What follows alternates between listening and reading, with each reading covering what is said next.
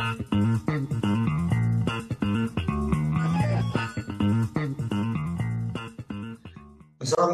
warahmatullahi wabarakatuh. Halo, semangat pagi, Besti Super Sejagat Maya. Senang sekali dapat menjumpai Anda semua kembali dalam Special Views, sebuah acara bincang eksklusif spesial dan terkini yang paling oke dari Suara Pemerintah TV bersama saya, Rudi Sukmana. Besti Super, kali ini saya akan mengajak Anda menjumpai dan berbincang dengan seorang guru besar dari Universitas Airlangga yang ahli di bidang komunikasi. Beliau pernah menjadi staf ahli bidang media, kemudian staf ahli bidang media dan komunikasi, dan terakhir sebelum beliau kembali ke padepokannya di Universitas Airlangga, sempat menjabat sebagai staf ahli bidang hukum di Kementerian Komunikasi dan Informatika Republik Indonesia. Langsung saja kita sapa beliau. Halo, semangat pagi, Profesor Dr. Andes Henry Sudiarto, Sarjana Hukum Magister Sains. Selamat pagi, Pak Rudi. Assalamualaikum warahmatullahi wabarakatuh. Baik, Pak. Sebelumnya saya mengucapkan terima kasih banyak. Bapak telah meluangkan waktu untuk bergabung dengan Suara Pemerintah TV dalam acara Special Views. Pak Henry, kita langsung saja, Pak. Untuk mengawalinya, izin perkenan Bapak sekilas mengulas tentang teknologi blockchain, Pak, serta manfaat implementasinya di bidang kehumasan pemerintah. Silakan, Pak. Baik, jadi begini, sekarang itu kan kita ini sebelum menggunakan teknologi blockchain, ada teknologi yang sudah sangat akrab dengan kita, teknologi digital. Teknologi digital itu perkembangannya ke depan akan berkembang menjadi teknologi blockchain. Kenapa kita perlu menengok teknologi blockchain? Karena kalau kita menggunakan teknologi digital seperti sekarang, ini yang terjadi adalah era surveillance capitalism. Apapun yang kita lakukan di dunia digital ini di surveillance, diawasi oleh platform-platform global yang kita pakai. Jadi sekarang misalnya kita pakai Zoom atau kita pakai WA, itu data kita, aktivitas kita di Zoom, di WA itu di record dan di surveillance oleh mereka, sehingga jutaan rakyat Indonesia, ratusan juta rakyat Indonesia yang menggunakan teknologi digital itu datanya ada di server mereka dan dipakai untuk memproyeksi dan memprediksi apa yang akan terjadi di Indonesia. Bisa memproyeksikan politik, bisa memproyeksikan arah ekonomi, misalnya kebutuhan konsumsi masyarakat. Itu adalah new oil yang kata Pak Jokowi ya, Pak Presiden, itu new oil. Tapi new oil ini yang menguasai adalah para pemilik platform-platform global. Mereka yang menguasai teknologi, dan hampir semua teknologi yang kita pakai di dunia digital sekarang adalah teknologi dari luar negeri, khususnya Amerika atau ada beberapa yang dari Cina. Nah, ini kan sama dengan apa yang kita share di dunia digital, apa yang kita bicarakan, itu sama saja dengan memberikan kepada mesin, kepada algoritma untuk memahami kita semua. Bisa memprofiling dari sisi individu, sampai memprofiling masyarakat, bahkan bangsa kita ini bisa diprofiling. Itulah makanya kenapa kita perlu berpikir tentang teknologi lebih depannya, lebih maju, supaya kita tidak masuk di dalam sebuah jebakan surveillance kapitalisme yang semakin menguat. Itu malah bahkan banyak sekali kajiannya itu nanti dunia ini akan dikuasai oleh mereka-mereka yang menguasai data, dan data itu ada di pemilik-pemilik platform. Nah, kalau pakai teknologi digital ini akan berbeda. Kenapa? Teknologi blockchain ini berbeda. Kenapa? Karena blockchain itu teknologi yang memiliki karakter dia desentralisasi. Data yang dipakai, yang kita katakanlah kita tinggal di teknologi itu, yang kita aktivitas-aktivitas digitalnya itu tidak semuanya ketarik secara sentralisasi di platform, tetapi justru setiap orang pengguna blockchain maka dia bisa memiliki data itu, jadi di-share secara desentralisasi. Karena memang blockchain karakternya seperti itu. Dan itu menyebabkan blockchain ini lebih lebih apa ya, lebih aman ya, lebih aman sekaligus transparan karena semua penggunanya bisa ngecek datanya, data yang ditransaksikan. Blockchain itu seperti cara kalau kita tata buku itu ada pasif dan aktif, ada neraca, permainan neraca itu ya, ada yang satu mencatat, yang lain misalnya debit dan kredit, satunya mencatat sebagai debit, yang lain pasti mencatat sebagai kredit, dan itu teknologi yang mencatatnya, dan teknologi itu dimiliki oleh kita semua. Blockchain bisa dibuat oleh kita semua, termasuk orang Indonesia, termasuk misalnya pemerintah bikin blockchain bisa, sehingga platform blockchain ini itu seperti platform katakanlah kayak platform Google dan sebagainya, tapi ini blockchain itu nanti yang mengelola dan semuanya datanya ada di kita. Mengelola begitu. Nah, saya punya pemikiran bahwa komunikasi yang sekarang sudah marak dan berkembang sebagai komunikasi digital perlu sedikit kita geser ke teknologi lebih canggih, yaitu blockchain. Yaitu apa? Supaya kita pertama bisa terbebas dari surveillance capitalism. Yang kedua adalah kita sendiri itu bisa menggerakkan partisipasi publik dengan blockchain ini.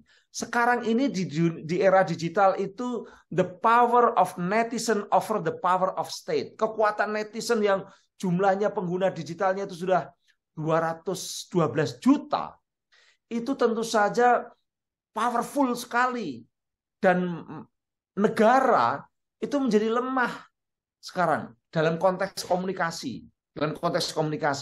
Berapa sih jumlah yang punya komitmen pada negara? Ya, kalau itu adalah ASN, berapa ASN yang mengkomunikasikan komunikasi publik untuk kepentingan negara? Jumlahnya sangat kecil bila dibandingkan dengan netizen. Nah, untungnya memang netizen digital masih ada yang membela negara, masih ada yang merah putih, banyak. Nah, kalau blockchain nanti akan semakin banyak. Karena apa? Karena blockchain bukan hanya membiarkan orang itu mendapatkan katakanlah kepuasan ketika nge-share sesuatu, tapi juga dia bisa mendapatkan reward dari sistem blockchain itu sendiri. Kalau sekarang orang nge-share itu ngapain nge-share konten-konten dari pemerintah atau konten-konten negara atau konten-konten kepentingan nasional kita? Konten sudah banyak dibuat oleh katakanlah oleh Kominfo, oleh lembaga-lembaga negara, bahkan presiden, misalnya begitu. Tidak semuanya mau nge-share. Kenapa? Karena memang tidak seksi secara komunikasi. Yang seksi itu kalau ada kecaman, ada serangan, ada kontroversi, ada konflik, ada pornografi yang melibatkan artis, itu pasti banyak yang nge-share walaupun di blur dan sebagainya. Yang kontroversi, yang krisis, lebih banyak yang nge-share. Tapi konten-konten yang membuat orang menjadi terinspirasi, membuat orang menjadi semakin cinta pada negara dan pemerintah yang sah, itu sedikit sekali. Nah, blockchain itu bisa mengubah tadi. Karena apa? Karena blockchain ini dia bisa membangkitkan yang namanya katakanlah social mining. Jadi orang-orang yang selama ini nge-share, nge-like, dan memforward ataupun juga komen, itu kan nggak dapat apa-apa. Di dunia digital itu nggak dapat apa-apa mereka. Tapi kalau mereka yang dapat itu kan influencer. Mereka yang dapat itu kan kelompok-kelompok yang memiliki akun followernya banyak atau subscriber banyak, dia dapat dari Google AdSense dan lain-lain. Itu yang terjadi. Tapi kalau yang nge-share dan yang nge-like kan nggak dapat apa-apa. Nah, ini dengan blockchain bisa kita ubah. Kita ubah bahwa blockchain ini menggerakkan masyarakat, siapa yang nge-like, siapa yang nge-share, dia dapat poin, dia tercatat di blockchain. Baik blockchain itu, karena blockchain itu kan tadi saya katakan sebagai terdesentralisasi, yang nyatat bukan hanya pembuat blockchain, tapi semua yang terlibat itu bisa ikut mencatat, bahkan tidak bisa ada yang mengubah-ubah catatan itu. Karena seperti debit kredit, satu mengubah pasti akan mempengaruhi chain yang lain, makanya namanya blockchain.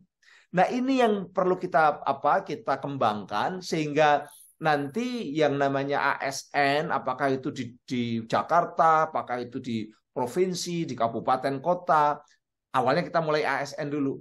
Mereka yang ikut nge-share, ikut nge-like, itu semua terpantau dan terrecord. Hasil record dari poin-poin ini bisa kita kaitkan dengan misalnya insentif untuk tunkin misalnya, atau insentif untuk tunjangan-tunjangan yang selama ini seringkali tunjangan-tunjangan insentif itu tidak dikaitkan dengan seberapa jauh orang aktif atau seberapa jauh orang memiliki partisipasi di dalam komunikasi misalnya begitu. Nah, dengan blockchain itu semuanya bisa terrecord bahwa orang ini aktif membela negara, aktif nge-share konten-konten yang menginspirasi masyarakat, yang membangun. Nah, itu semua poin-poin itulah yang kemudian dipakai untuk memberikan insentif. Insentif kepada ASN, tapi juga bisa insentif kepada masyarakat luas. Misalnya mereka yang sering nge-share itu akan mendapatkan poin, dan poin-poin itu bisa dipakai untuk diskon, untuk dipakai untuk diskon belanja, ataupun kalau yang sampai banyak bisa dipakai untuk umroh misalnya begitu, atau keliling negara-negara, pergi ke negara-negara luar negeri kalau mereka yang beragama berbeda. Ini semua bisa disistemkan dalam suatu blockchain. Nah, blockchain ini nanti itu justru menggeser yang selama ini dana-dana itu lebih banyak dipakai untuk membayar iklan atau membayar influencer atau membayar katakanlah mereka-mereka yang dianggap membantu pemerintah atau negara. Maka kemudian dengan blockchain ini yang dapat itu justru masyarakat. Masyarakat yang share, masyarakat yang like, masyarakat yang komen positif, sehingga itu untuk menggerakkan. Ini yang disebut sebagai communication sharing. Sharing, jadi komunikasi itu tidak bisa hanya dilakukan oleh pemerintah atau ASN atau negara, tapi harus sharing. Nah, sharingnya ini dengan sistem blockchain. Dengan sharing-sharing seperti itu, maka nanti akan membuat negeri kita ini imbang. Netizen bisa katakanlah tidak hanya yang nyerang-nyerang atau tidak hanya yang negatif-negatif, yang nge-share negatif-negatif, tapi yang nge-share positif pun menjadi semakin banyak. Itu yang menyebabkan atau katakanlah kita harapkan dunia digital menjadi lebih sehat. Kira-kira demikian. Itu yang ide awalnya seperti itu. Ya, ini menarik sekali Pak Prof. Lantas menurut penilaian Bapak sendiri, hingga kini Pak, sampai sejauh mana nih penerapan teknologi blockchain dan implementasinya, terutama pada praktik government public relation di Indonesia Pak? Atau kapan ekspektasi kondisi tersebut itu bisa dicapai di Indonesia Pak? Berapa tahun lagi mungkin?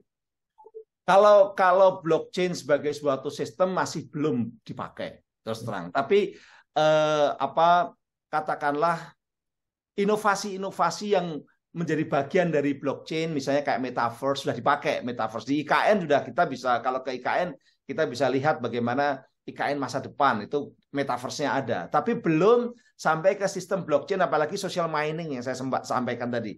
Yang nge-share ya nggak dapat apa-apa. Sehingga ngapain nge-share apa ini hal-hal yang positif kan begitu.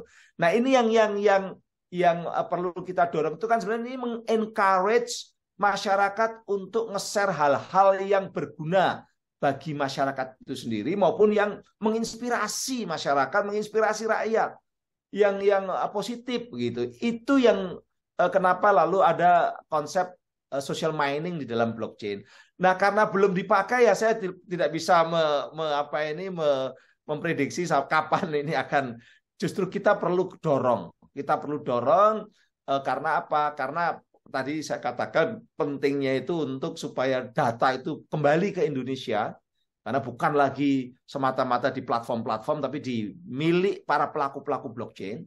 Karena kalau ini kan nanti kan semua orang punya data, termasuk data mining dia sudah nge-share berapa kali, poinnya dapat berapa, itu semua orang punya, dan itu akan menjadi sesuatu yang kait-mengkait begitu ya, dan itu lebih trusted, lebih dipercaya. Karena bukan orang yang ngitung, bukan satu pihak yang ngitung, tapi semua bisa mantau.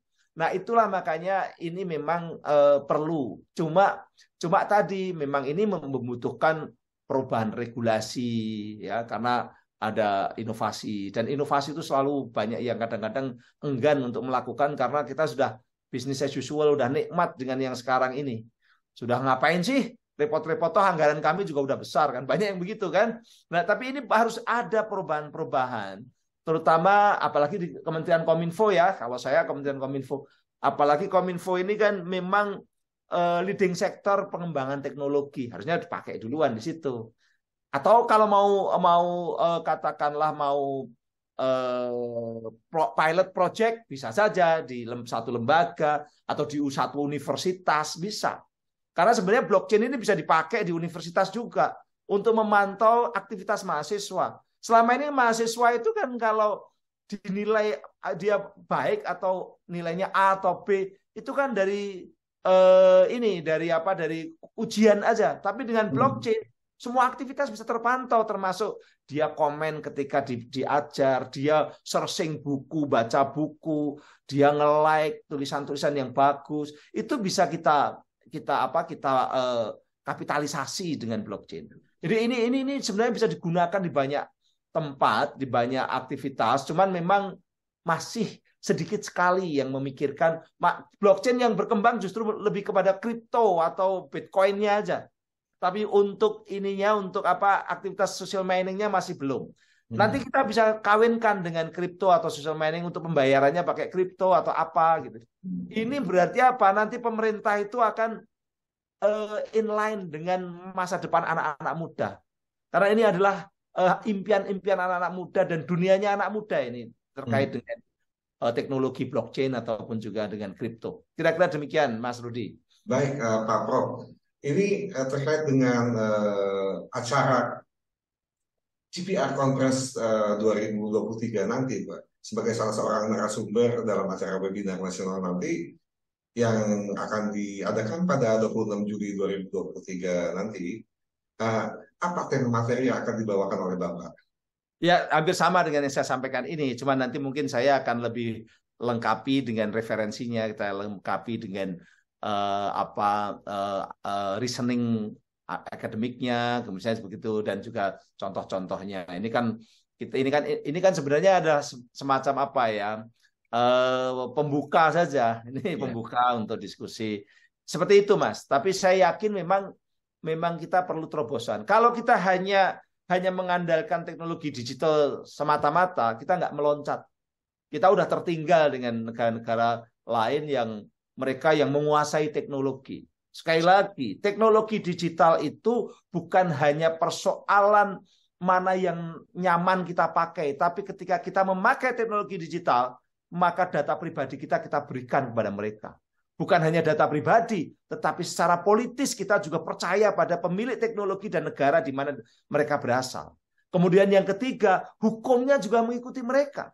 Sebagai contoh ini, Mas, di dalam dunia digital sekarang, coba pelaku-pelaku kejahatan cyber, kenapa sulit untuk diungkap atau sulit untuk ditegakkan? Contoh dulu ada namanya Bjorka. Belakangan ini kemarin ada yang namanya Lockbit yang merusak sistemnya bank syariah. Ada juga yang di dunia Twitter itu ada Opposite, ada Digembok, ada Partai Sosmed, ada macam-macam. Padahal mereka ini jelas-jelas banyak sekali yang melanggar hukum, apakah itu pencemaran nama baik, fitnah, atau yang lain-lain, doxing dan lain, itu kan dilarang. Tapi nggak kena. Kenapa nggak kena? Karena memang kalau kita katakanlah mencari Opposite atau Lockbit tadi, itu mau kemana? Di Twitter mereka itu nggak akan muncul itu siapa identitasnya. Adanya kan di HP mereka, di alat gadget mereka. Tapi kita mau nangkep siapa? Mau nyari gadgetnya siapa? Mau nyita gadgetnya siapa? Nggak bisa. Adanya di server. Server apa? Servernya Twitter, servernya Instagram, atau server medsos lain. Di mana servernya? Di luar negeri. Di Amerika ada yang namanya Undang-Undang US Stored Communication Act dan ada US Cloud Act yang melindungi perusahaan-perusahaan Amerika dari negara lain. Negara lain tidak boleh mengakses data milik perusahaan Amerika. Tapi pemerintah Amerika dan penegak hukum Amerika boleh mengakses dan minta disclosure. Ini yang disebut sebagai hukum sword and shield law bagi Amerika. Nah, kita kalau memasrahkan ke mereka, ya nggak bisa. Barreskrim nggak bisa ngejar ke Palo Alto, lalu mau minta data-datanya ini siapa sih, Lockbit, siapa sih Opposite, sulit. Memang bisa undang-undang ITE itu bisa dipakai, tapi biasanya yang ditangkepin atau dikejar tuh ya orang-orang yang namanya jelas, alamatnya jelas, Nikita Mirzani, Roy Suryo, ya yang gitu-gitu, yang namanya jelas. Tapi yang pelaku yang lebih serius, bahkan ini kalau saya katakan merusak, karena kita ini diprovokasi dengan akun-akun anonim, diprovokasi terus. Tapi kalau yang nama Anda, Mas Rudi, punya akun namanya Rudi, Anda serang balik, Anda bisa kena undang-undang ITE. Karena Anda jelas. Tapi mereka tidak. Nah, karena servernya ada di luar negeri. Nah, ini semua akan tereduksi kalau kita menggunakan blockchain untuk mengimbangi. Memang ini tidak hanya cukup dengan blockchain ya. Kalau untuk kasus-kasus seperti ini ada persoalan-persoalan lain yang saya juga punya pemikirannya, tapi kurang tepat kalau kita bicarakan dalam konteks blockchain. Kira-kira demikian.